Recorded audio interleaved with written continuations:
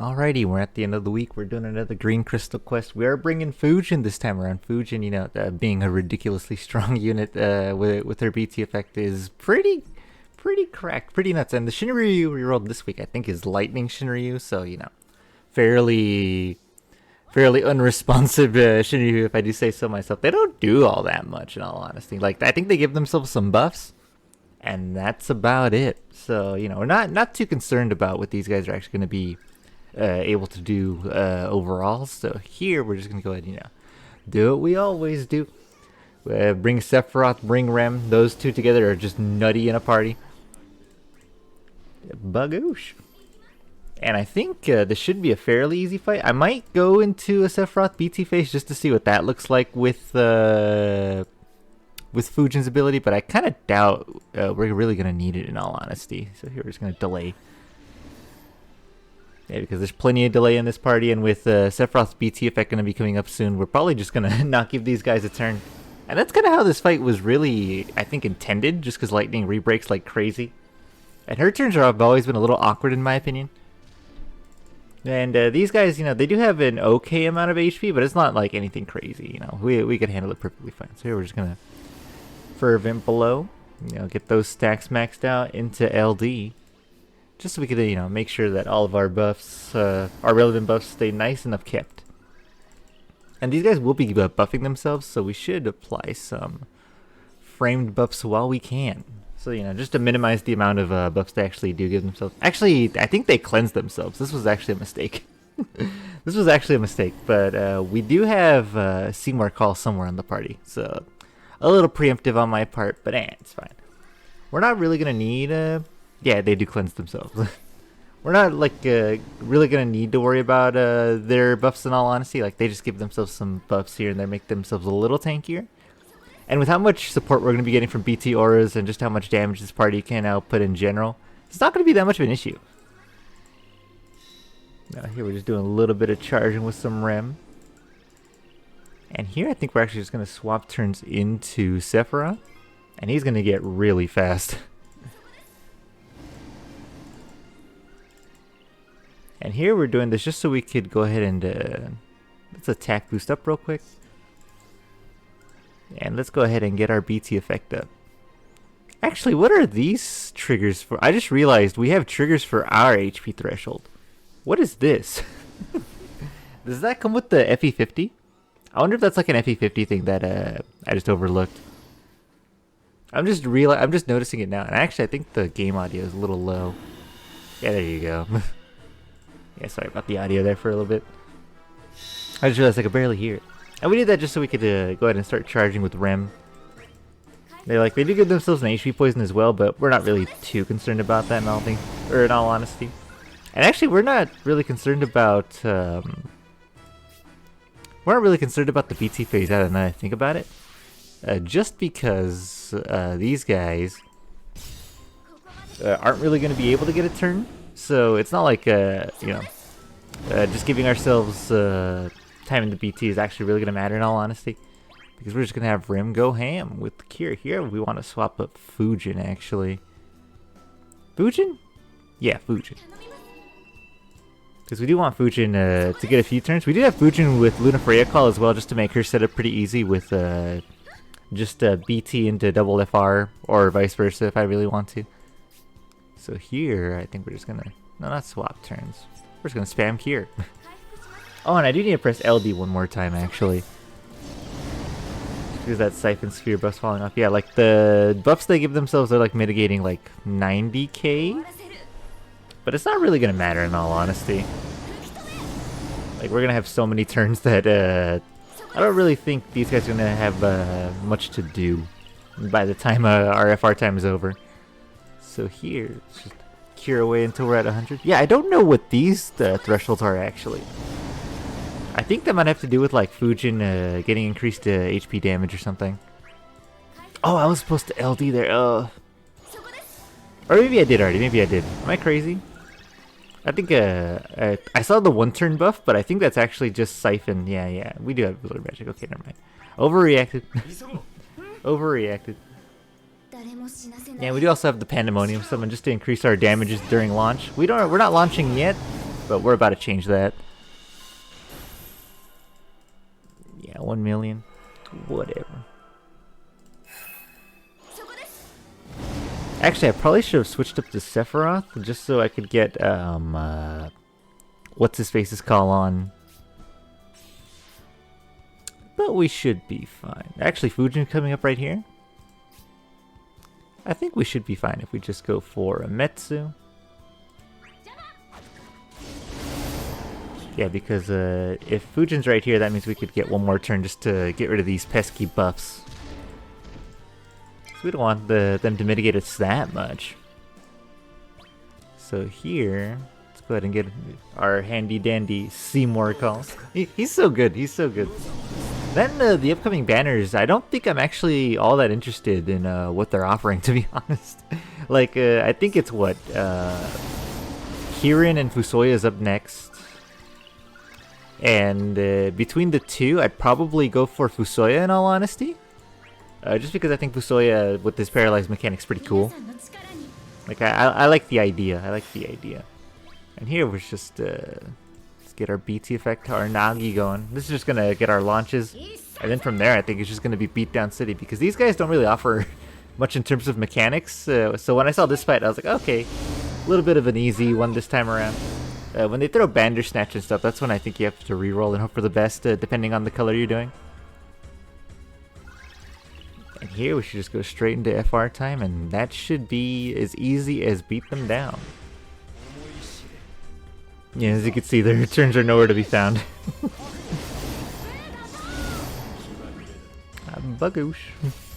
I think we do have to worry about HP, but it's not going to be like that big a deal or anything like that. Because we could just have a Rem turn and that'll heal us to full. Let's see, what's the HP for this? 10k? Oh, that's right. This HP poison actually doesn't count against us, so, you know, it's even weaker than I thought. What's that one turn? Heavy prayer. Okay, that's nothing. Just go ahead and get our echoes going.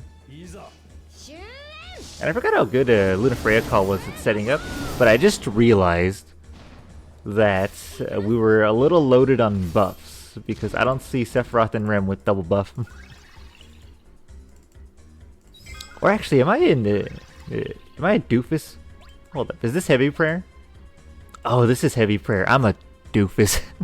I should have put Fujin where Rem is, because that would have gave them the extra turns. Okay, whatever, it's fine. Here we have to actually press EX. Yeah, I just realized that was a big fuck up on my part. Yeah, but it's fine, you know. It's been a little bit since I've used the Lunafreya call, and you know, something placement matters, blah blah blah. 13 million? Man, I love the Fujin's BT effect is crazy. You just start seeing the effects of it immediately. So here we're just gonna go ahead and Resonance Holy. Yeah, let's just bring up Sephiroth again. And this fight should be fairly easy. I think of the banners coming up, it's like Kirin, Fusoya, or about support stuff. I kind of already have a lot of supports, so I'm not that interested in all honesty. And later on in the month, I say not that interested, but I think the only character I'm really looking out for is Deuce, just because we had RNA rerun with Renoa, and I already have their kits, and so I'm just a free FT50. I'm actually more interested in the characters that are on the side banners, just because those characters are going to be getting FT50, and you know, there's some that are like uninteresting, but then there's characters like, you know, Sid Reigns and Charlotta that end up getting FT50 that end up being on the side banners. So I think that ends up being the more appealing part about the banners upcoming than the actual pulls itself. It's just seeing who's getting the Force Enhanced 50 stuff, because I do have not the most amounts of Force Enhancement points left over, but I do have quite a bit where I think I can splurge just a little bit on characters I like. Wow, Fujin's damage there, I think was getting... is there a buff that came off? I wonder if their force effects are doing anything. What's on? It's Gusts and Silent Wind. Yeah, and she has Wind Mode on. That was weird. I feel like her damage there wasn't that great. So I think here we just go ahead and do some more FR Echo. Yeah, because I think, from what I checked next month too, I think Rem and Kurosame are going to be side characters on the banners. And you know, they're not going to get their full kits rerun, but they are going to be getting their Force Enhanced 50, and I think that's the more appealing part to me lately. I'm just like, ooh, Force Enhanced 50? People are getting mad already? Let's go. We're just wholly into Sephiroth again. And yeah, this fight, you know, didn't really offer anything on its debut, and it's pretty much the same here, where it's not offering that much in terms of resistance. Bagoosh. Damn, we're still at 8 turns, too. And Rem was already a pretty decent launch support, which is kind of funny, because of her battery from her BT effect when you do an HP attack in the air. So that's always been kind of interesting. Here, yeah, whatever, we'll just do one more black materia. Although I should start doing Octo Slashes soon, just so I can see that damage. This is just AoE, so, you know, it just helps spread it out a little more evenly.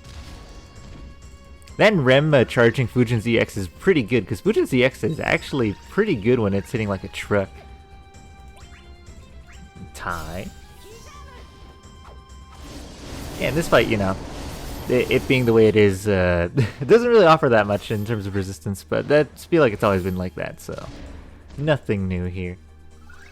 Then this is just like a good combo for Fujin, or a good team comp for Fujin, just because all of the delays, you really want everybody joining in on the launches.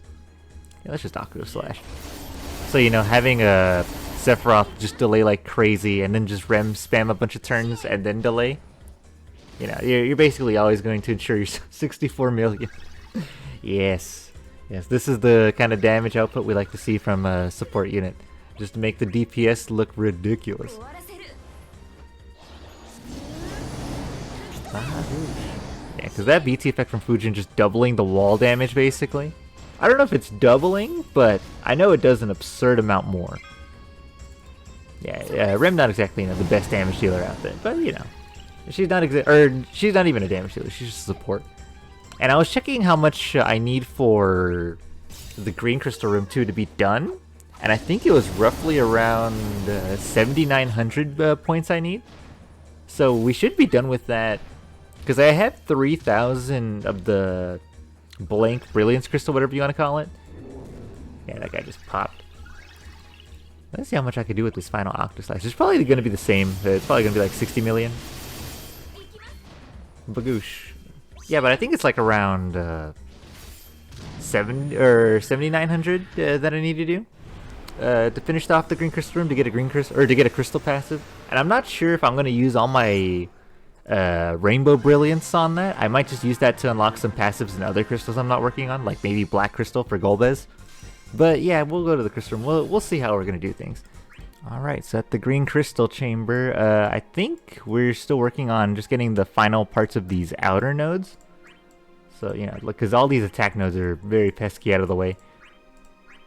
700. Yeah, there's like a few more we need to get. Like I think no, this attack node's already done. I think that's this max bravery node. There might be some nodes here in the middle that we need to do, but I think those are going to be fairly quick once we actually do get them. And I can use the rainbow brilliance to get them, but I think I'm going to hold off on the rainbow brilliance just so I can unlock some passives in colors I'm not working on right now. Because I think to finish a whole node is like 1,000, so you know, this is 3 whole passives if I really plan it out right. So I think what I'm going to do is I'm actually just going to unlock these, and from there just be done with it. So there you go, boys. Green crystal this week. Take it easy.